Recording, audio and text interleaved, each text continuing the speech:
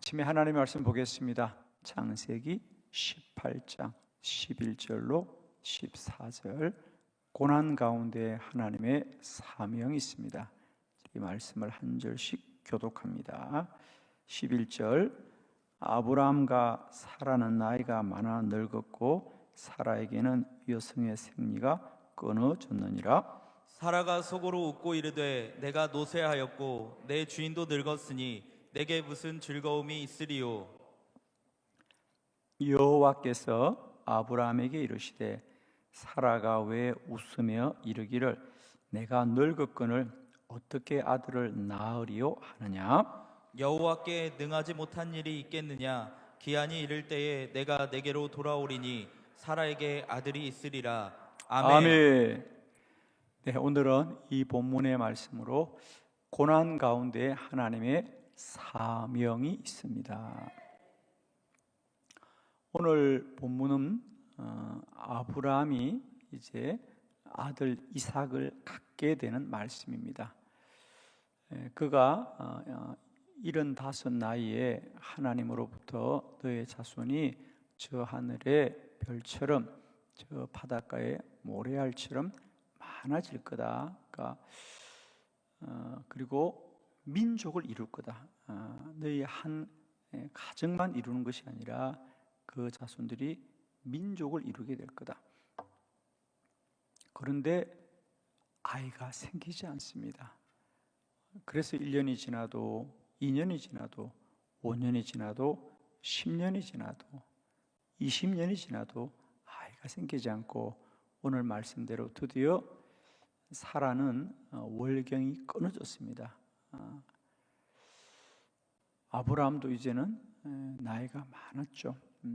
그래서 그들은 아이가 생기지 않을 거라고 생각하고 우리가 아는 대로 엘리에셀에게 유업을 물려주기도 했고 또 하갈을 몸종으로 삼아서 이스마엘이 태어나기도 했습니다.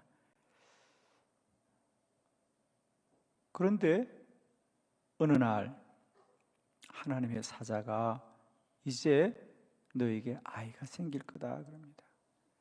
그러자 그 말을 엿듣는 사라가 속으로 웃었다고 합니다. 아니 내가 이제 할머니가 다 됐는데 월경도 다 끊어지고 어떻게 아이를 갖는단 말이냐. 그래서 하나님이 왜 웃느냐는 그러면서 오늘 14절에 여호와께 능하지 못한 일이 있겠느냐. 하나님이 못할 일이 어디 있느냐. 그리고 정말 아이를 갖게 되어서 이삭이 태어났습니다.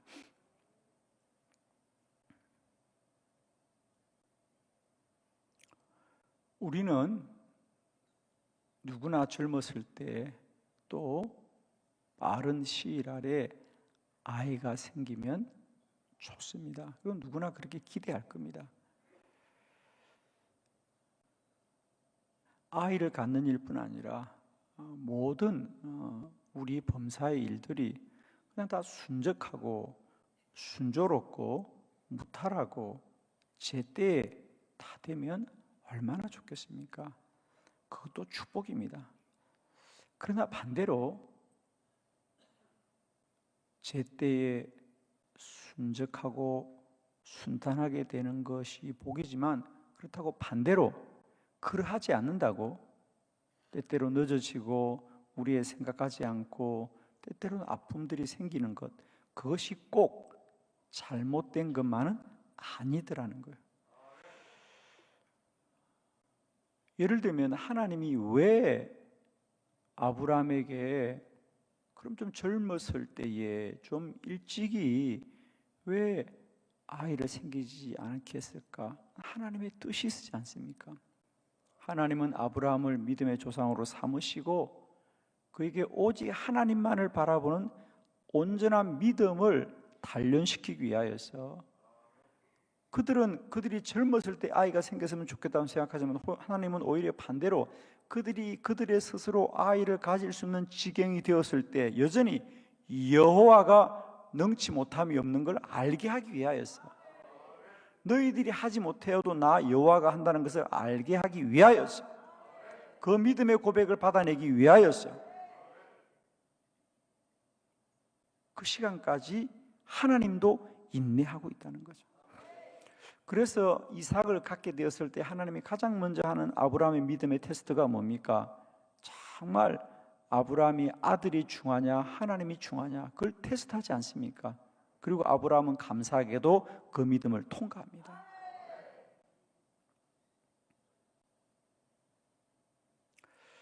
저는 우리 인생이 그냥 참 다들 큰 어려움 없이 그죠? 그냥 순탄하게 그냥 다 제때 아이도 태어나고 제때 학교도 가고 제때 직장도 갖고 왜 아멘을 아무도 안 하십니까? 그러면 얼마나 좋겠습니까? 그죠? 그런데 인생이 다 그렇지 않아요. 그죠? 왜 기도를 많이 했는데 아이들이 학교에 제때 못 가고 또 기도를 많이 했는데 왜 아이들은 다른 사람들처럼 그렇게 다 교회 안 다니는 젊은이도 다 제때 짝을 만나 가는데 왜 우리는 이렇게 더딘지 또 그렇게 어렵게 믿음의 가정을 이루면 또 아이는 또 왜 안 생기는지 아멘 하면 오늘 다 생길 줄 믿습니다. 그럼 얼마나 좋아요 여러분 그죠? 근데 학교도 몇 번 떨어지고 직장도 좀 늦고 결혼도 늦고 아이도 안 생기고 왜 이렇게 순탄하지 못할까? 그렇습니다. 고난 가운데 하나님의 사명이 있더라. 저는 오늘 아브라함뿐 아니라 성경을 보니까요 대부분의 사람들은 아이들이 다 쉽게 생겼는데 이렇게 아이들이 늦게 생기고 어렵게 생긴 사람들은 다 사명자들이라는 거예요. 다 사명자들입니다. 그래서 오늘 새벽에는 그냥 그 말씀 여러분에게 좀 소개하려고 합니다. 성경을 보십시오. 정말입니다. 아이들이 쉽게 생긴 사람은 쉽게 대로 축복이죠. 우리 아이가 빨리 생겼다. 참 순탄하게 잘 된다. 그것도 축복입니다. 그러나 어려움과 환난 가운데도 하나님의 뜻이 있는 거예요. 그리고 어쩌면 그 어려움을 견디는 것도 가치가 있는 거다. 우리 믿음 생활이 그렇지 않습니까? 우리도 그냥 어려움 없이 그냥 살면 얼마나 좋습니까? 그러나 또 그 어려움을 견디는 것도 또한 가치 있는 일이라는 거죠. 왜? 하나님은 그냥 살면 우리가 기도하지 않거든요. 그러나 그런 어려움과 환난이 있으면 기도할 것이고 기도하면 하나님의 뜻을 깨닫게 되는 것이죠. 그래서 고난 가운데 사명이 있는 것, 그게 은혜입니다. 오늘 이삭뿐 아니라 이 아브라함의 자손들이 물론 대부분은 다 순탄하게 아이들이 생기는데 아이들이 유독 늦게 생기는 집들이 있어요. 그런 집들은 보면 꼭 사명이 있는 겁니다. 자, 그냥 성경을 찾아보기만 해도 돼요. 오늘은. 자, 첫 번째 야곱입니다. 그죠? 야곱이 12지파의 조상이 되는데 그 야곱으로부터 12지파가 생기고 이스라엘이 만들어지는데 그 야곱이 순탄하게 태어납니까? 자, 우리 창세기 25장 26절이죠. 다 같이 함께 합독합니다. 시작. 후에 나온 아우는 손으로 에서의 발꿈치를 잡았으므로 그 이름을 야곱이라 하였으며 리브가가 그들을 낳을 때에 이삭이 60세였더라. 아멘. 야곱이 태어났는데 그때 이삭이 60세더라. 우리가 창세기 24장에 보면 이삭이 리브가를 맞이할 때가 40살이죠. 40살. 이삭이 리브가와 결혼했는데 아이가 생기지 않더라 그랬어요. 그래서 이삭이 기도하더라. 기도했는데 쌍둥이가 태어나더라. 에서와 야곱이죠. 그런데 그때 이삭의 나이가 60이더라. 20년이 지났죠. 우리는 보통 애들이 10년만 생기지 않아도 아이들이 제때기죠. 결혼하고 10년만 아이가 안 생겨도 아이가 안 생기나 보다라고 생각합니다. 그러나 이삭은 20년을 기도합니다. 그리고 아이가 생겼는데 에서와 야곱이 태어나는데 우리가 주목하는 아이는 야곱이죠. 야곱. 그 야곱을 통하여 12지파가 세워지는 거 아니겠습니까?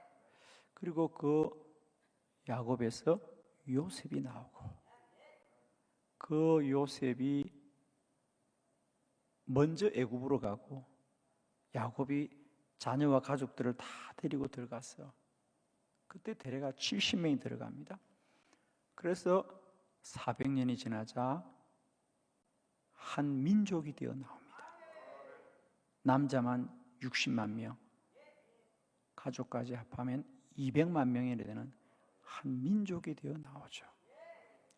이것이 하나님이 하시는 일입니다, 여러분.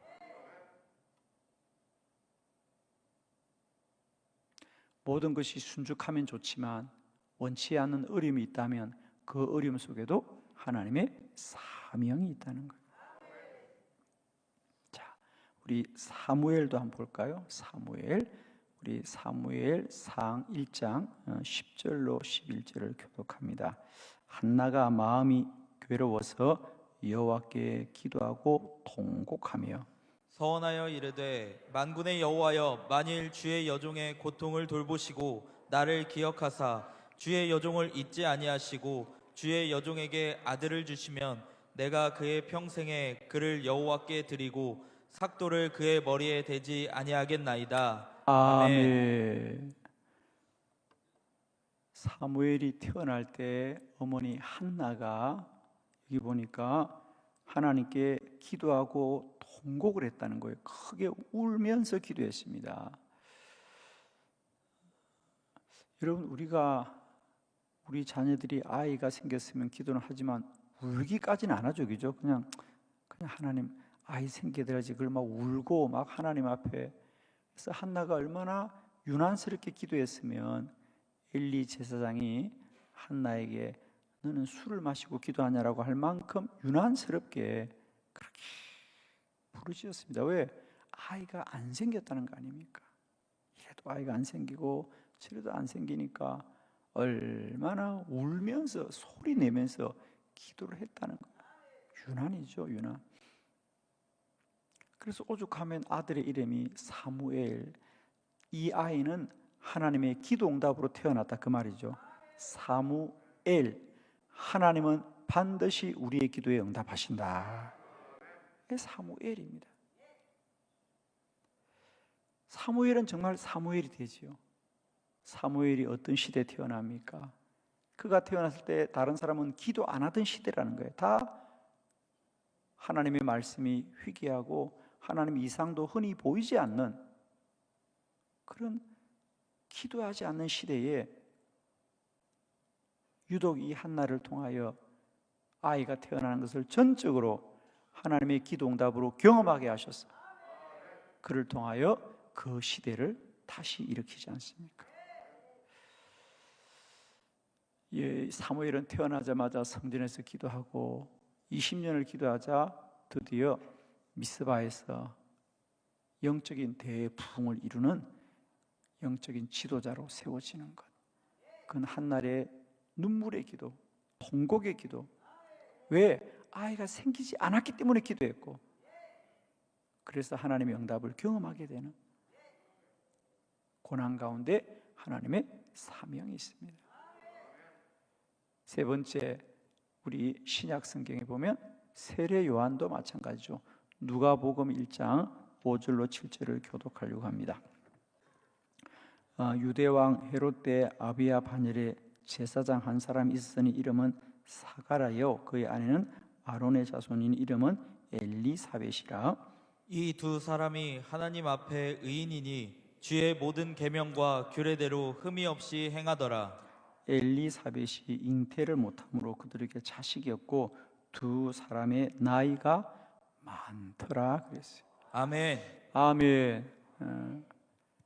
세례 요한의 부모님들에 관한 이야기입니다. 그래서 어느 날 사가라는 제사장이었기 때문에 예루살렘 성전에 분향을 하러 갔는데 주의 사자가 이제 너에게 아이가 있을 거라고 했지만 그것 또한 우리가 이렇게 나이가 많고 늙었는데 어떻게 아이가 생기겠냐고 스스로도 포기한 상태입니다. 그만큼 나이가 많이 들었다는 거죠. 그러나 하나님은 그들에게도 새로운 생명을 주셔서 태어난 게 세례 요한입니다. 그죠? 그가 주의 길을 예비하는 세례자 요한입니다. 여러분, 우리는 누구나 인생이 어떤 고난과 환난 중에 있기를 아무도 원하지 않습니다. 그러나 원치 않는 고난일지라도 그 고난 속에 하나님의 사명이 있더라는 거죠. 저도 매주 목요일 날 콜링갓을 진행하면 참 안타까운 사연들을 참 많이 접할 때마다 제가 늘 하는 말은 그 말이었습니다. 여러분, 왜 다른 사람은 다 순탄한데 왜 유독 우리만 이렇게 힘들까요? 왜 우리 자녀들만 이렇게 힘들까요? 참 그럴 때가 있습니다, 여러분. 가족이 다 병에 걸려서 어려운 시간을 보내는 사람들, 또 자녀들이 힘들고 어려운 시간을 보내는 가족들의 얘기를 들으면, 근데 저는 그때 제 마음에 그런 마음이 들었습니다. 그래요, 우리가 교회 생활 잘하고 신앙생활 잘해서 그냥 다 순적하고 순탄해도 참 그것도 복입니다. 그러나 그걸 고난과 환난을 또 이겨내는 것도 복이다. 아멘. 그렇죠? 그걸 이겨내는 것도 복이다. 제가 한 2주 전에 서울의 종교교회 집회를 갔다가 돌아오는 길에 그 교회 담임 목사님이 제게 책을 한 권 선물을 주셨어요. 이제 헤어지면서 목사님, 최근에 제가 책을 몇 권 선물 받았는데 목사님 한번 읽어보세요. 책 제목이 천원의 경영이라는 건데, 그 종교교회에 우리가 잘 아는 다이소 있죠?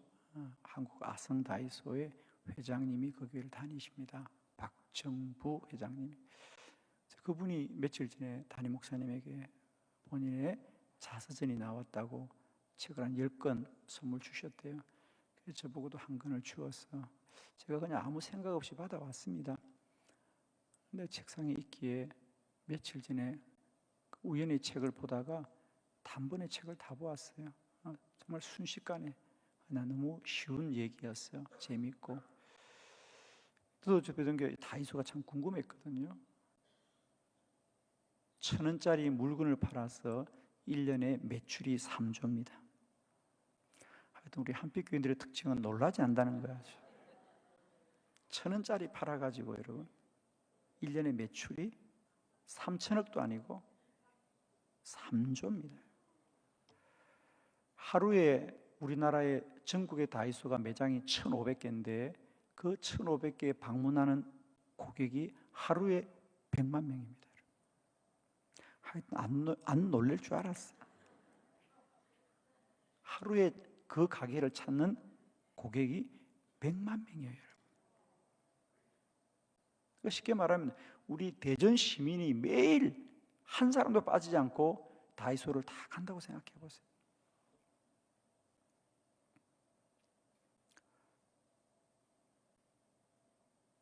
그분의 책을 읽다가 제가 문득 깨달은 게 하나입니다.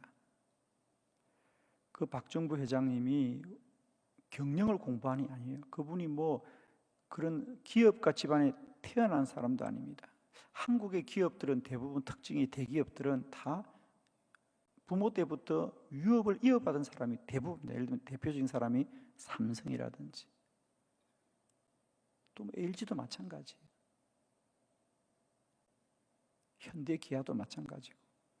그런데 당대에 자신이 회사를 만들어서 이렇게 굴지의 기업으로 이룬 건 다이소가 유일해. 사실은 1년에 3조의 매출이라면 한국에서는 대기업에 속하는 거죠. 그분은 원래 대학을 졸업하고 일반 공장에서 생산직으로 근무했습니다. 생산부 관리자로 있다가 45살에 그 회사에 어려움이 생겨요. 그래서 본인은 16년 동안 그 회사를 다녔는데 다니고 싶죠.